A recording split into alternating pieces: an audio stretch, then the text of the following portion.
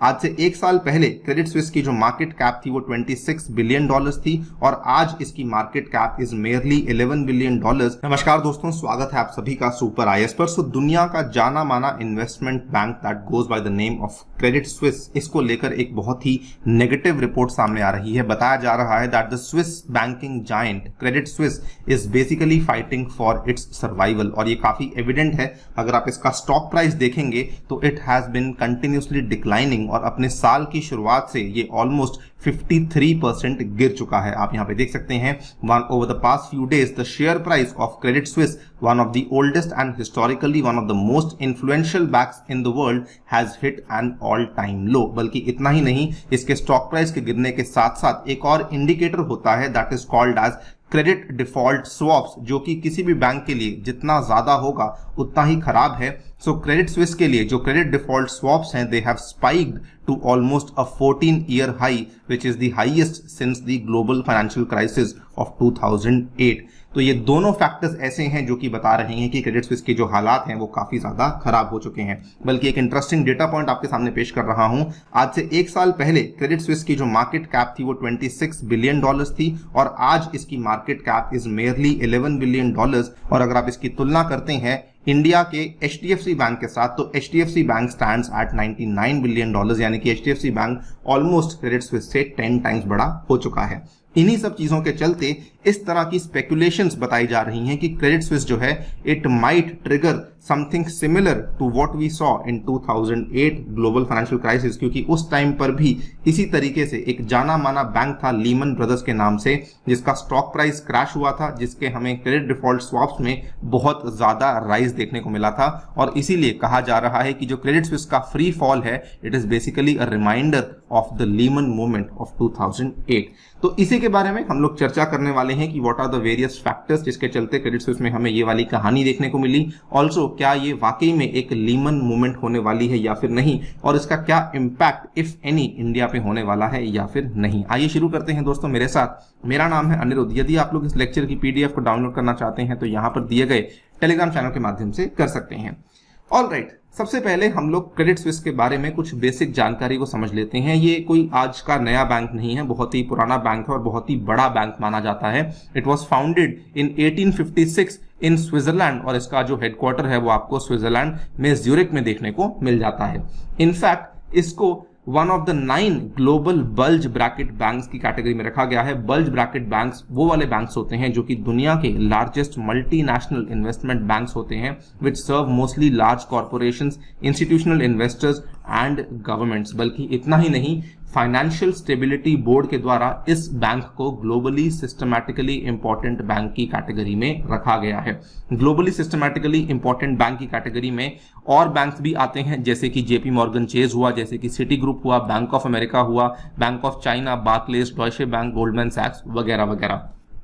ये वो वाले बैंक्स होते हैं जिनको कि टू बिग टू फेल भी कहा जाता है, यानी कि कल को अगर ये वाला बैंक फेल करता है तो definitely it might trigger a financial crisis, जिसका एक्सटेंट कितना भी बड़ा हो सकता है। और इसीलिए ये वाला जो बैंक है वो काफी इंपॉर्टेंट बन जाता है। और आज इसी too big to fail bank में हमें ये वाली कहानी देखने को मिल रही है। The Swiss banking giant Credit Suisse is fighting for its survival. तो आखिरकार क्रेडिट स्विस यहां तक पहुंचा कैसे, उसको समझ लेते हैं।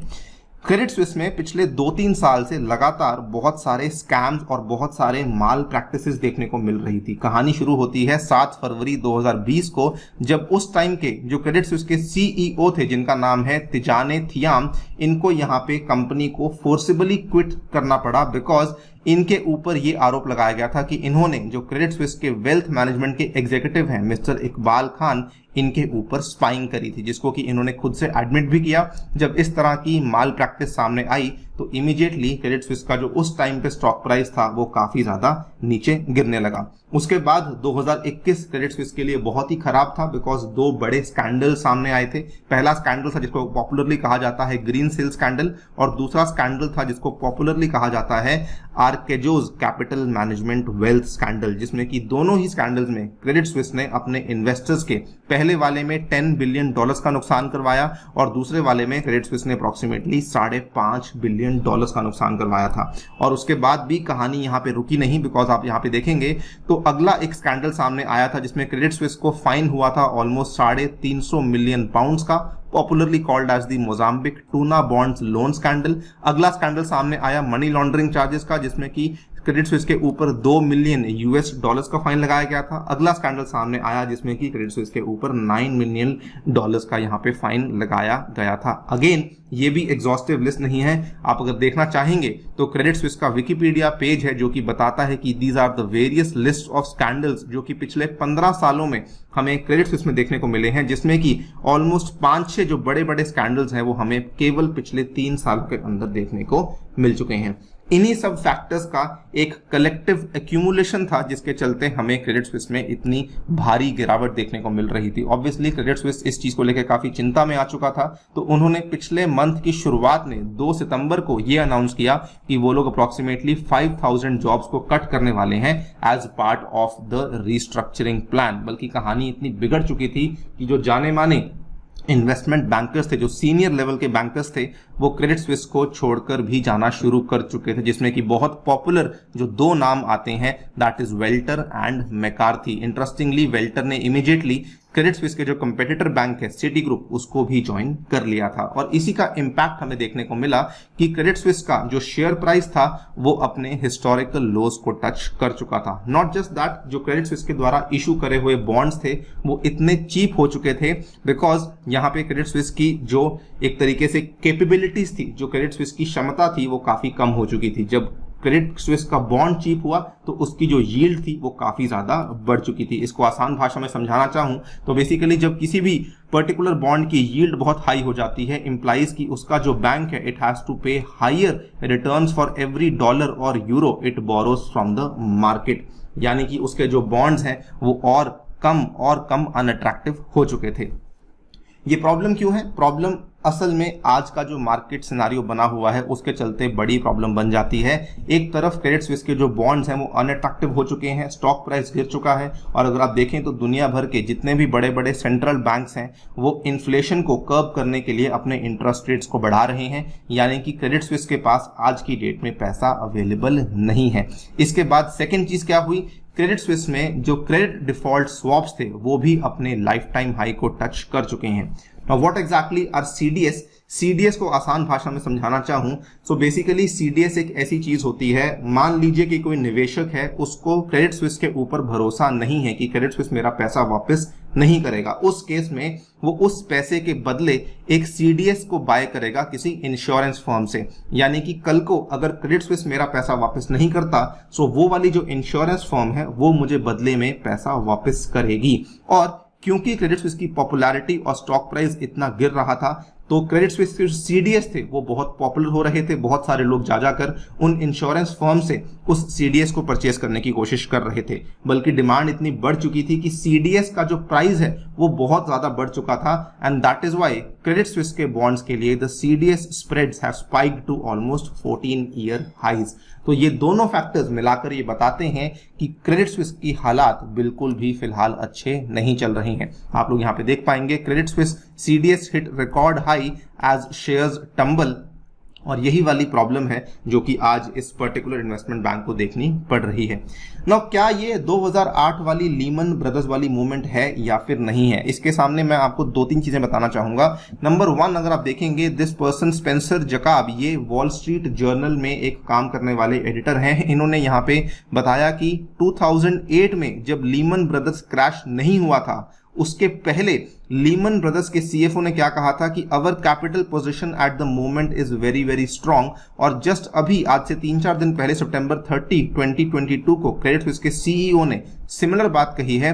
आई trust that you are not confusing our day to day stock price performance with the strong capital base and liquidity position of the bank. तो इन्होंने कहा कि दोनों स्टेटमेंट्स इतने सिमिलर हैं कि मुझे ऑलमोस्ट इस चीज का डर है कि क्रेडिट स्विस के भी हालात वही होने वाले हैं। बल्कि और भी कई सारे मार्केट एक्सपर्ट्स हैं, यहाँ पे ग्राहम स्टीफन, ये वॉल स्ट्रीट पे ही काम करने वाले बैंकर हैं, इन्होंने कहा कि जब लीमन ब्रदर्स डूबा था और पूरे के पूरी दुनिया को लेकर डूबा था तो उसकी जो उस टाइम पर टोटल AUM थी, जो टोटल एसेट अंडर मैनेजमेंट था, वो $600 बिलियन के आसपास था। और अगर क्रेडिट स्विस और डॉयशे बैंक की हम बात करें तो दोनों मिलकर के लगभग $2800 बिलियन को यहाँ पे कंट्रोल करते हैं। बाय द वे डॉयशे बैंक के भी हालात बहुत अच्छे नहीं चल रहे हैं। सो इनका ये मानना है कि ये एक क्रिटिकल मोमेंट है और हमें देखना बाकी है कि अभी आगे जाकर के दुनिया के लिए क्या देखने को मिलेगा। सिमिलर कहानी यहाँ पे मीर मोहम्मद अली खान के द्वारा कही गई है। ये भी वॉल स्ट्रीट पे काम करने वाले एक बैंकर हैं। इन्होंने कहा Credit Suisse and Deutsche Bank have assets under management of $2800 billion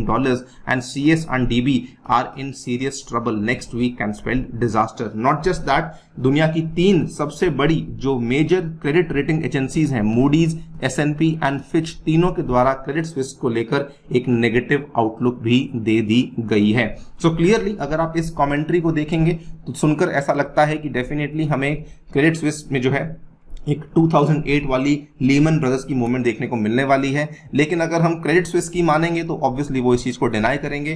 credit Swiss के जो CEO हैं मिस्टर अल्रिक कोयरनर, उन्होंने यहां पर कहा है we are in the process of reshaping credit Swiss for a long term sustainable future with significant potential for value creation given the deep franchise we have with a long-standing focus on serving some of the world's most successful entrepreneurs, I am confident we have what it takes to succeed। लेकिन ये वाला जो plan है ये announce होगा अक्टूबर 27 को और उसी दिन तक हमें वेट करना होगा कि क्या वाकई में क्रेडिट स्विस अपने आप को बचा पाता है या फिर नहीं। फाइनल क्वेश्चन कि क्या इसका इंपैक्ट इंडिया पे होगा। देखिए क्रेडिट स्विस जो है इवन दो एक ग्लोबल बैंक है और उसके ऑपरेशंस हमें मुंबई में देखने को मिलते हैं, लेकिन असल में उसके जो इंडिया ऑपरेशंस हैं वो काफी ज्यादा सीमित हैं। क्रेडिट स्विस जो है वो इंडिया में आया था 1997 में, उस टाइम पे जब the world was facing the east Asian currency crisis. लेकिन उस टाइम पर भी इंडिया के ऊपर उतना इंपैक्ट नहीं आया था बिकॉज इंडिया का असल में उतना एक्सपोजर ही नहीं था। सेकेंडली 2008 के टाइम पर भी इंडिया के ऊपर उतना इंपैक्ट नहीं आया था बिकॉज क्रेडिट स्विस के यहाँ पर जो ऑपरेशंस थे वो काफी कम थे। और आज की डेट में भी ऐसा ही माना जा रहा है कि जो क्रेडिट स्विस है वो अपने इंडियन ऑपरेशन में अंडर द ब्रांच मॉडल काम करता है, not as a wholly owned subsidiary, इसीलिए उतना इंपैक्ट नहीं आना चाहिए। बाकी वेट है अक्टूबर 27 की, जिस दिन ये लोग अनाउंस करेंगे अपने नए प्लान को लेकर। उस दिन जो होगा वही डिसाइड करेगा कि क्या क्रेडिट स्विस जो है वो आगे रिकवर कर पाता है या फिर नहीं। जो भी नई डेवलपमेंट आएगी आपके सामने पेश करेंगे। आपको कैसी लगी वीडियो डेफिनेटली बताइए हमें कमेंट सेक्शन में। जाने से पहले बताना चाहूंगा टेक्स्ट बुक दोस्तों आपके लिए लेकर आया है सुपर कोचिंग, जिसमें कि दशहरे के शुभ अवसर पर आपके लिए प्राइसेस को कम कर दिया गया है and we are offering the entire super coaching subscription for merely 20,159 rupees अगर आप लोग मेरा कूपन कोड अनिरुद्ध यूज करते हैं। इसमें आपको मेरा साइंस एंड टेक कोर्स भी अवेलेबल करवाया जाएगा और सभी फैकल्टीज के जो अन्य कोर्सेज हैं वो भी आपके लिए अवेलेबल करवाए जाएंगे।